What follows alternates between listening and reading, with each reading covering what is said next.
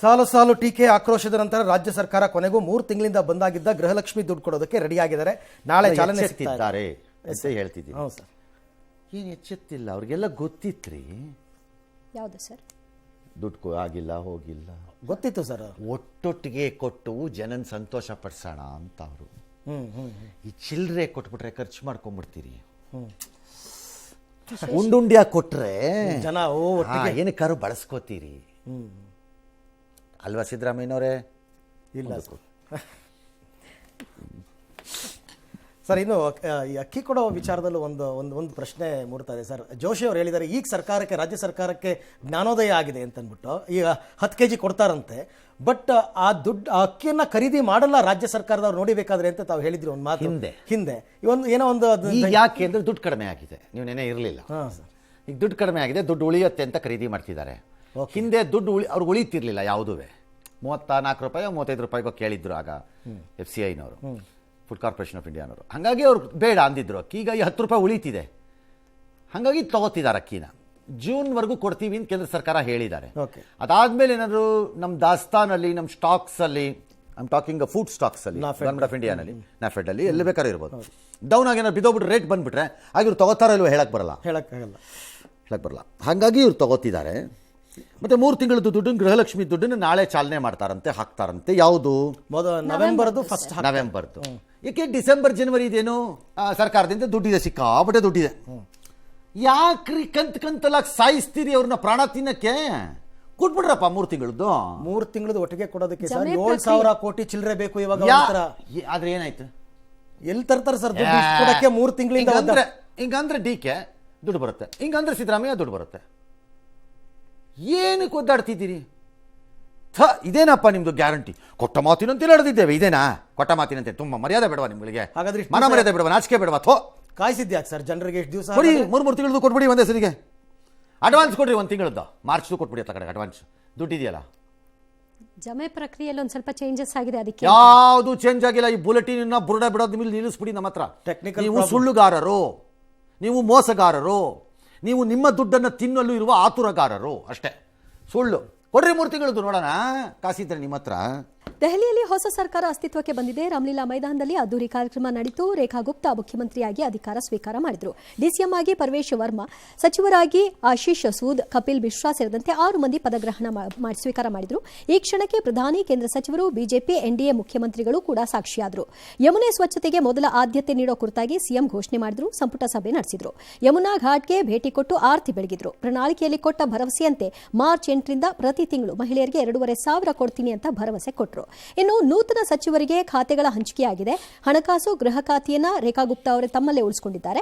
DCM Parvesh ವರ್ಮಾಗೆ ಶಿಕ್ಷಣ, ಸಾರಿಗೆ, ಲೋಕೋಪಯೋಗಿ ಖಾತೆಗಳನ್ನು ನೀಡಲಾಗಿದೆ.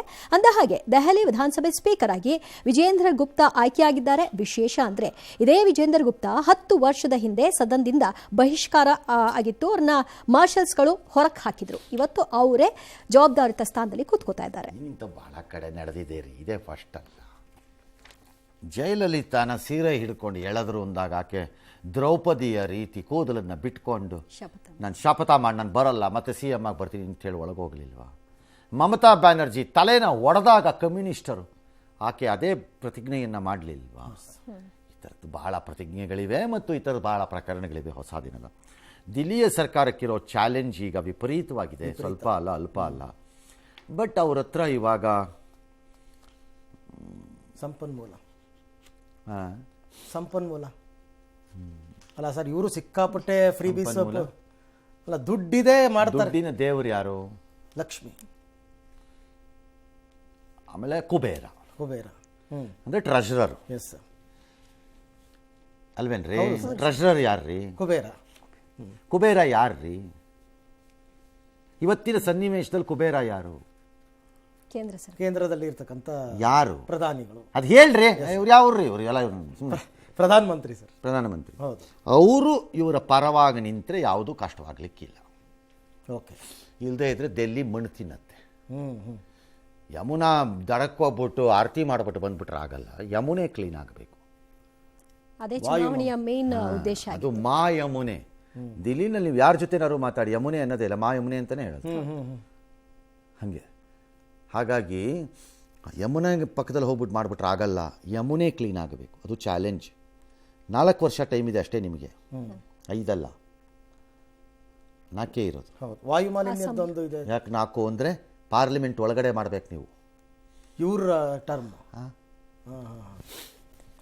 ಓಕೆ, ಭಾರತದ ಚುನಾವಣೆಗಳಲ್ಲಿ ಮತದಾರರ ಪ್ರಮಾಣ ಹೆಚ್ಚಿಸೋದಕ್ಕೆ USAID ಕೊಡ್ತಾ ಇದ್ದ $21 ಮಿಲಿಯನ್ ನೆರವು ನಿಲ್ಲಿಸುವ ಕ್ರಮವನ್ನು ಟ್ರಂಪ್ ಮತ್ತೊಮ್ಮೆ ಸಮರ್ಥಿಸಿಕೊಂಡಿದ್ದಾರೆ. ಮಿಯಾಮಿನಲ್ಲಿ ಮಾತನಾಡಿದ್ರು. ಭಾರತದ ಚುನಾವಣೆಗಳಲ್ಲಿ ಬೈಡನ್ ಮಧ್ಯಪ್ರವೇಶ ಮಾಡೋದಕ್ಕೆ ನೋಡಿದ್ರು. ಬಹುಶಃ ಭಾರತದಲ್ಲಿ ಬೇರೊಬ್ಬರ ಸರ್ಕಾರವನ್ನು ಅಸ್ತಿತ್ವಕ್ಕೆ ತರೋದಕ್ಕೆ ಬೈಡನ್ ತರೋದಕ್ಕೆ ಪ್ರಯತ್ನ ಪಟ್ಟಿದ್ರು ಅಂತೆಲ್ಲ ಟ್ರಂಪ್ ಒಂದಷ್ಟು ವಿಚಾರವನ್ನೆಲ್ಲ ಹೇಳಿದ್ದಾರೆ, ಆರೋಪ ಮಾಡಿದ್ದಾರೆ. ಆದರೆ ಕಾಂಗ್ರೆಸ್ ಇವೆಲ್ಲ ಅರ್ಥವಿಲ್ಲದ ಆರೋಪ, ಶ್ವೇತಪತ್ರ ಪ್ರಕಟಿಸಲಿ ಅಂತೆಲ್ಲ ಸವಾಲು ಹಾಕಿದ್ದಾರೆ. ಇನ್ನು ಭಾರತದ ಚುನಾವಣೆ ಪ್ರಕ್ರಿಯೆಯಲ್ಲಿ ಮೂಗು ತೋರಿಸಿದಂಗೆ ಆಗುತ್ತೆ, USAIDನಿಂದ ನಿಜಕ್ಕೂ ನಮ್ಗೆ ಯಾರಿಗೂ ಲಾಭ ಆಗಿಲ್ಲ ಅಂತ ಬಿಜೆಪಿಯ ಅಮಿತ್ ಮಾಳವಿಯಾ ಪೋಸ್ಟ್ ಮಾಡಿದ್ದಾರೆ. ಆಮೇಲೆ ಟೆಸ್ಲಾ ಕಂಪನಿ ಭಾರತಕ್ಕೆ ಎಂಟ್ರಿ ಆಗ್ತಿದೆಯಲ್ಲ, ಅದೇನೋ ಟ್ರಂಪ್ಗೆ ಇಷ್ಟ ಆಗಿಲ್ವಂತೆ.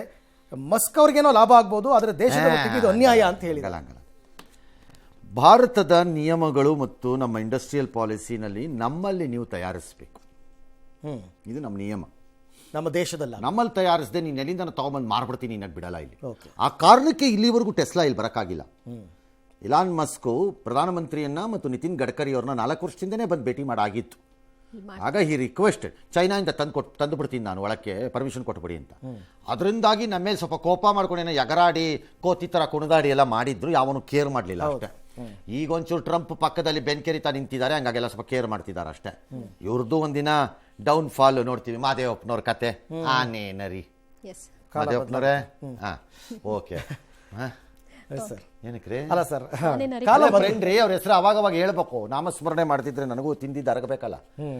ಹಾಗಾಗಿ ಇದು ಅದಕ್ಕೆ ಮಸ್ಕ್ ಇಲ್ಲಿ ಈಗ ಸದ್ಯಕ್ಕೆ ಜರ್ಮನಿನಲ್ಲಿ ತಯಾರಿ ಆಗ್ತಿರೋ, ಯಾಕಂದ್ರೆ ಚೈನಾಲ್ ಮಾಡಿದ್ದಂತಂದ್ರೆ ನಾವು ಸೆನ್ಸಿಟಿವ್ ಆಗಿರ್ತೀವಿ ಅನ್ಕೊಂಡು ಜರ್ಮನಿಲಿ ಮಾಡ್ತಿರೋ ಕಾರನ್ನ ತಂದು ಭಾರತದಲ್ಲಿ ವ್ಯಾಪಾರ ಮಾಡೋದು ಮತ್ತು ಪ್ಯಾರಲಲ್ಲಿ ಇಲ್ಲಿ ಫ್ಯಾಕ್ಟ್ರಿನ ಸ್ಟಾರ್ಟ್ ಮಾಡೋದು ಅಂತಿದೆ. ತಮಿಳುನಾಡು, ಮಹಾರಾಷ್ಟ್ರ ಮತ್ತು ಗುಜರಾತ್ ಮಂಚೂಣಿಲಿ ಇದಾರಂತೆ. ಕರ್ನಾಟಕದವರು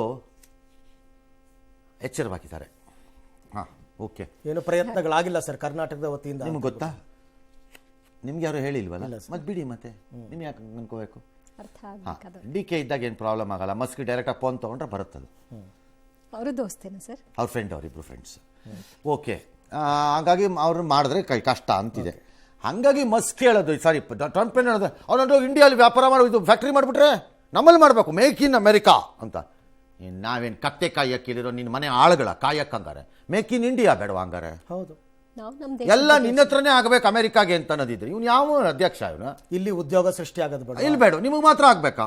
ಇಲ್ಲ ಪರವಾಗಿಲ್ಲ, ಅದಕ್ಕೆ ಹಂಗೆ ಬೇಸರ ಅದಲ್ಲ, ನಡೆಯಲ್ಲ. ನಮ್ಮಲ್ಲೂ ಒಪ್ಪಬಾರ್ದು, ಒಪ್ಪಿದ್ರೆ ಮೋದಿಯ ದಗಾಮೋಸ ಅದು. ಹೌದು, ಅದೇನಾಗ ಒಪ್ಕೊಂಡ್ಬಿಡ್ತೀರಿ? ಮೇಕ್ ಇನ್ ಇಂಡಿಯಾ ಸ್ಲೋಗನ್ ಇರೋದೇ. ಇನ್ನು ಮತದಾರರದ್ದು ದುಡ್ಡು ಕೊಟ್ಟಿರೋದು US $21 ಮಿಲಿಯನ್ ಕೊಟ್ಟಿರೋದು USAID ಅಂದರೆ ಅಮೆರಿಕದಲ್ಲಿ ನೆರೆ ರಾಷ್ಟ್ರಗಳಿಗೆ, ಬೇರೆ ರಾಷ್ಟ್ರಗಳಿಗೆ ಪ್ರಪಂಚದ ಯಾವುದೇ ಭಾಗದಲ್ಲಿ ಸಹಾಯ ಮಾಡಲಿಕ್ಕೆ ಅಂತ ಒಂದು ನೆರವಿನ ನಿಧಿಯನ್ನು ಸ್ಥಾಪಿಸಿದ್ದಾರೆ. ಅದರ ಹೆಸರು USAID, ಅಮೆರಿಕದ ನೆರವಿನ ನಿಧಿ. ಪ್ರತ್ಯೇಕವಾದ ಇಲಾಖೆ ಇದ್ದಂತೆ ಅದು, ಅದಕ್ಕೆ ಬಿಲಿಯನ್ಸ್ ಆಫ್ ಡಾಲರ್ಸ್ ಕೊಟ್ಟಿರ್ತಾರೆ. ಅವರು ಅದನ್ನು ಅಲಾಕೇಟ್ ಮಾಡಿಕೊಂಡು ಎಲ್ಲೆಲ್ಲೋ ಏನೋ ಕಾರ್ಯಗಳು ಕೊಡ್ತಾರೆ. ಅದರಲ್ಲಿ $21 ಮಿಲಿಯನ್ ಭಾರತಕ್ಕೂ ಬಂದಿತ್ತು, ಅದು ನಿಲ್ಲಿಸ್ತೆ ಅಂತ ಟ್ರಂಪ್ ಹೇಳಿದ್ದಾರೆ, ನಿಜ ಅದು. ಓಕೆ, ಆದರೆ ಇದು $21 ಮಿಲಿಯನ್ ಇವತ್ತು ಬಂದಿರೋದು ಅಷ್ಟೇ ಅಲ್ಲ, ಅಥವಾ ನಿಲ್ಲಿಸಿರೋದಷ್ಟೇ ಅಲ್ಲ, 2000ರಿಂದ 2023ರವರೆಗೆ ಸುಮಾರು 1,500,000-2,000 ಕೋಟಿ ಬಂದಿದೆ. ಈ ಥರದ 600 ಮಿಲಿಯನ್ನೋ 800 ಮಿಲಿಯನ್ನೋ ಬಂದಿದೆ. ಭಾಳ ಜನಕ್ಕೆ ಈ ದೇಶದಲ್ಲಿ ಅನ್ನ ತಿನ್ನಕ್ಕೆ ಅಲ್ಲಿಂದ ಹೆಗ್ಗಣಗಳು ಮತ್ತು ನಾಯಿಗಳು ಅಲ್ಲಿಂದ ತಿಂದು ನಮ್ಮ ದೇಶದ ವಿಚಾರದಲ್ಲಿ ಬೊಗಳಿವೆ. ಆ ಬೊಗಳಿರೋ ನಾಯಿಗಳನ್ನೆಲ್ಲ ಎಳ್ಕೊಂಬರ್ಬೇಕು ಫಸ್ಟು ನಮ್ಮ ಮುಂದಕ್ಕೆ, ರಸ್ತೆಯಲ್ಲಿ ನಿಲ್ಲಿಸಿ ಬುರುಡೆ ಕೆತ್ತಬೇಕು ಅವುಗಳಿಗೆ. ನಾವು ಅದನ್ನು ಕಂಡಿಡಿಬೇಕು. ಆ ಕಂಡಿಡಿಯೋ ಕೆಲಸ ಬಾಯಿ ಮುಚ್ಕೊಂಡು ಮಾಡಬೇಕು ನರೇಂದ್ರ ಮೋದಿ. ಮೇರಾ ಭರತ್ ಅಂತನ್ನೋದು ಅಷ್ಟೇ ಅಲ್ಲ, ಎದೆ ಉಬ್ಬಿಸ್ಬಿಟ್ಟಿಲಿ ಈಗ ತೋರಿಸಿ ಅದು ಯಾರು ಕಚಡಗಳವರು. ನಮಗೂ ಈ ರಿಪೋರ್ಟ್ಗಳಿದ್ವು, ಯಾರ್ಯಾರಿಗೆ ಫಂಡ್ ಬರ್ತಿದೆ, ಯಾರ್ಯಾರಿಗೋ ದುಡ್ಡು ಬರ್ತಿದೆ ಅಂತೆ, ಯಾವ್ಯಾವುದೋ ಏಜೆನ್ಸಿಗಳಿಗೆ ಬರುತ್ತಂತೆ, ಯಾವನಿಗೋ ಕನ್ವರ್ಷನ್ಗೆ ದುಡ್ಡು ಬರುತ್ತಂತೆ, ಯಾವನಿಗೋ ಕ್ರೈಸ್ತರನ್ನ ಮಾಡೋಕ್ಕೆ ದುಡ್ಡು ಕೊಡ್ತಾರಂತೆ, ಇನ್ಯಾವನಿಗೋ ಬೈಯಕ್ಕೆ ದುಡ್ಡು ಕೊಡ್ತಾರಂತೆ, ಇನ್ಯಾವನು ಹಾಳು ಮಾಡೋಕ್ಕೆ ಟ್ರ್ಯಾಪ್ ಮಾಡೋಕ್ಕೆ ದುಡ್ಡು ಕೊಡ್ತಿದ್ದಾರಂತೆ. ನಮಗೂ ಬರ್ತಿತ್ತು ರಿಪೋರ್ಟ್ಸು, ಬಟ್ ನಮಗೆ ಗೊತ್ತಾಗ್ತಿರಲಿಲ್ಲ ಇವೆಲ್ಲ. ಇದು ಕತೆ. ಈಗ ಕಂಡಿಡಿದು ಹೇಳಿ ಯಾರು ಅಂತ ನೋಡೋಣ. ಆಮೇಲೆ ಸಿಕ್ಕಿದವನಿಗೆ ಬುರುಡೆ ಬಿಚ್ಚನ. ಏನಾದ್ರು ಮೊದಲನೇ ಏಟ್ ಹೊಡೆಯೋಕ್ಕೆ ಕಾನೂನು ಪ್ರಕಾರ ಅನುಮತಿಯನ್ನು ಯಾರಾದರೂ ಕೊಟ್ಟರೆ ನಾನೇ ರೆಡಿ ಇದ್ದೀನಿ, ಬೇಕಾದ್ರೆ $1,000 ಖರ್ಚಾಗಲಿ ಬರ್ತೀನಿ ಆ ಜಾಗಕ್ಕೆ. ದ್ರೋಹಿಗಳು ಭಾರತದ ಒಳಗಡೆ ಭಾಳ ಜನ ಈ ದೇಶದ ಅನ್ನ ತಿಂದುಬಿಟ್ಟು ದೇಶಕ್ಕೆ ದ್ರೋಹ ಮಾಡಿದ್ದಾರೆ. ಅಂಥವ್ರನ್ನ ಹೆಕ್ಕಿ ತೆಗೆದು ಕತ್ತರಿಸ್ಬೇಕು. ಆ್ಯಕ್ಚುಲಿ ಬೇರೆ ಯಾವ ದೇಶದಲ್ಲೂ ಇವ್ರುಗಳು ಬದುಕಕ್ಕಾಗ್ತಿರಲಿಲ್ಲ, ಇಷ್ಟೊತ್ತಿಗೆ ನೆಣಗಾಕ್ಬಿಡೋರು. ಅಲ್ಲ, ದೇಶದ ನಿಜವಾದ ಶತ್ರುಗಳೇ ಇವರು. ಅವರೇ ಅವರೇ ಬೇರೆ ಶತ್ರುಗಳು ಇಲ್ಲ. ನಿಜ ಸರ್. ಪಾಕಿಸ್ತಾನ ನಿಭಾಯಿಸ್ತೀವಿ, ಮ್ಯಾನೇಜ್ ಮಾಡ್ತೀವಿ, ನಮ್ಗೆ ಗೊತ್ತಿದೆ ಏನು ಮಾಡಬೇಕು ಅಂತ. ಇವ್ರನ್ನೇನು ಮಾಡೋದು? ಇವು ಪ್ರಾಬ್ಲಮ್. ಎಸ್, ಬಿಜೆಪಿ ರಾಜ್ಯಾಧ್ಯಕ್ಷ ಸ್ಥಾನದ ಆಯ್ಕೆ ವಿಚಾರದಲ್ಲಿ ಮಹತ್ವದ ವಿದ್ಯಮಾನವೊಂದು ನಡೆದಿದೆ. ಅಧ್ಯಕ್ಷ ಸ್ಥಾನದ ರೇಸ್ನಿಂದ ಬಿಜೆಪಿ ಭಿನ್ನರು ಹಿಂದಕ್ಕೆ ಸರಿದಿದ್ದಾರೆ. ಇವತ್ತು ಕುಮಾರ್ ಬಂಗಾರಪ್ಪ ನಿವಾಸದಲ್ಲಿ ಸಭೆ ಕೂಡ ಮಾಡಿಕೊಂಡಿದ್ದಾರೆ. ಈ ಮಧ್ಯೆ ಶೋಕಾಸ್ ನೋಟಿಸ್ ವಿಚಾರಕ್ಕೆ ಯತ್ನಾಳ್ ತಾಳ್ಮೆ ಕಳೆದುಕೊಂಡ್ರು. ವಿಜಯೇಂದ್ರ ವಿರುದ್ಧ ಹರಿಹಾಯ್ದ್ರು. ಶೋಕಾಸ್ ನೋಟಿಸ್ನಿಂದ ಹಿನ್ನಡೆ ಆಗಿದೆಯಾ ಎಂಬ ಪ್ರಶ್ನೆಗೆ ಪ್ರತಾಪ್ ಸಿಂಹ ಉತ್ತರ ಕೊಡ್ತಾ ಇದ್ರು. ಆಗ ಯತ್ನಾಳ್ ಸಿಟ್ಟಾಗ್ಬಿಟ್ರಂತೆ. ಅವರ ಸಮಾಧಾನ ಮಾಡಕ್ಕೆ ಅವ್ರನ್ನ ಸಮಾಧಾನ ಪಡಿಸಕ್ಕೆ ಪ್ರತಾಪ್ ಸಿಂಹ ಸಾಹಸವನ್ನ ಪಟ್ಟಿದ್ದಾರೆ.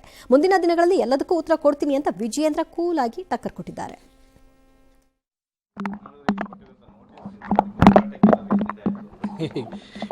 ನೋಡ್ರಿ, ಇನ್ನೊಂದು ನಿಮಿಷ ಹೇಳ್ಕೊಳ್ಳೇನೆ. ನೋಡಿದೆ, ಒಂದು ನಿಮಿಷ ತಿಳ್ಕೊಳ್ಳಿ. ಅಲ್ಲ, ಒಂದು ನಿಮಿಷ ಏನಿಲ್ಲ ನೋಡಿ. ಅಣ್ಣ ಬೇಡ, ಅಣ್ಣ ಬೇಡ, ಅಣ್ಣ ಒಂದು ನಿಮಿಷ.